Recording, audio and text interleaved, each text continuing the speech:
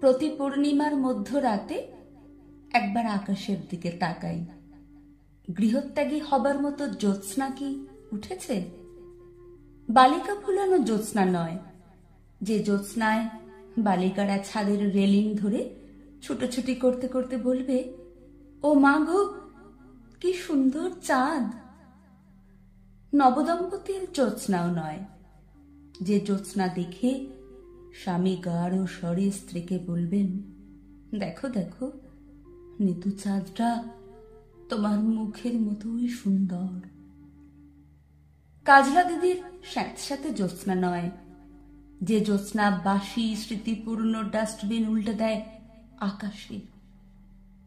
কবির জ্যোৎস্না নয়, যে জ্যোৎস্না দেখে কবি বলবেন, কি আশ্চর্য রূপার থালার মতো চাঁদ।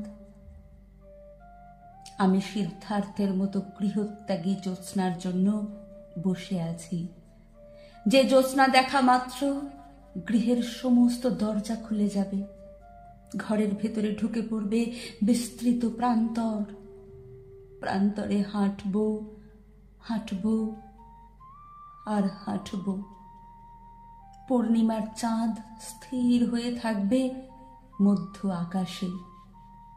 চারদিক থেকে বিবিধ কণ্ঠ ডাকবে, আয় আয় আয়।